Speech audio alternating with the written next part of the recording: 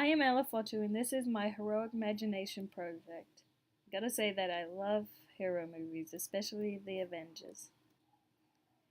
To start off with, the question is, what is a hero? Zimbardo explains that most of us are reluctant heroes. Being a reluctant hero is doing nothing when something is needed. However, heroes are outliers. He says heroism is about a concern for other people in need, a concern for defending moral cause, knowing there is a personal cost at risk, and they do this without expectation of an award. My hero is my dad, and I know it's cliche because he is my dad, but even if we weren't related, I believe if I were to meet him, I would still think of him as highly as I do. I know other people see him the same. The main reason as to why he is such a great person and therefore a hero is because he is so compassionate. His compassion and selflessness is so strong that he is always be one of the first people to help out in any situation. He definitely wouldn't fall to the bystander effect. Thinking of why he is so kind makes me think of nature versus nurture concept.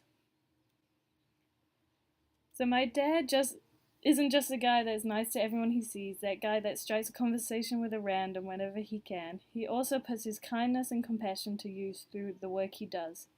He began as a nurse, then went into mental health care, and now he works for the District Health Board in suicide prevention. He works for 2 district health boards in New Zealand, Auckland and Waitemata. These are 2 pretty big areas for little old New Zealand, covering about 1 million people. He is a suicide prevention manager, and his job is to put together a program that can be implemented in society to hopefully save the lives of people who are thinking of suicide. The program is to make sure the people that come into hospital and other organizations with self-harm and or mental illness are looked after and get the help they need.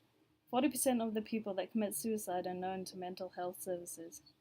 Every year, over 3,000 people come into hospital with some kind of self-harm or suicide attempt, this being in New Zealand.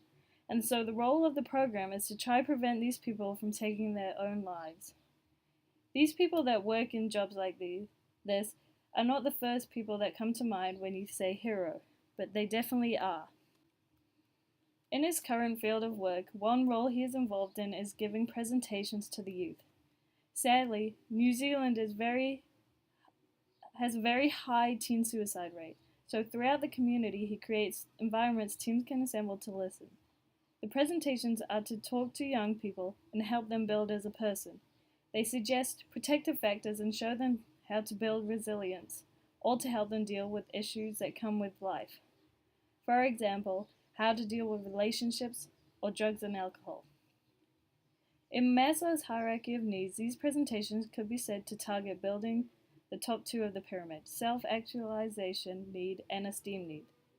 He also does other presentations to parents. Generally, these talks show how parents can support their child, showing that a parent can positively affect the bottom 3 of Maslow's hierarchy, which is belongingness and love needs, safety needs, and physiological needs. And with this, it can help the child grow as a person and therefore lower the chances of things like depression. By my dad being a hero and reaching out to people to share knowledge, even when they don't ask for it, is showing people there is a better way and that they can maybe be someone's hero. As part of the prevention work, there is a program set up that funds an organization that trains the community on how to see and recognize a person that may be depressed, distressed, and thinking of suicide.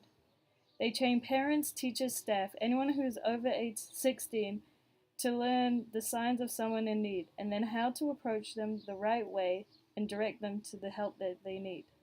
This is a kind of like teaching them how to be a hero.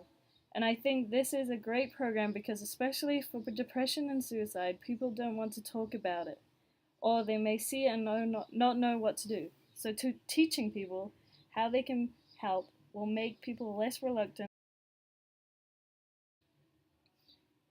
I asked my dad why he thinks he's such a good guy, why he's so compassionate, and he replied that he believes that all human life is precious and that is his passion to save lives.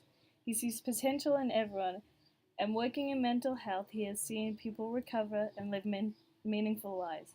He says he can't discriminate against people with mental illness and there is potential for everyone with the right support. He believes a lot of his work and passion is from the fact he likes to work with people.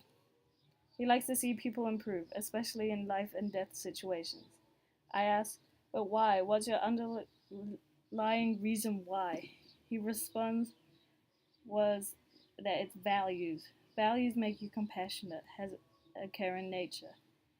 He then mentions that he thinks growing up in a village on the island of Tonga may have also influenced his nature, as everyone looks after everyone.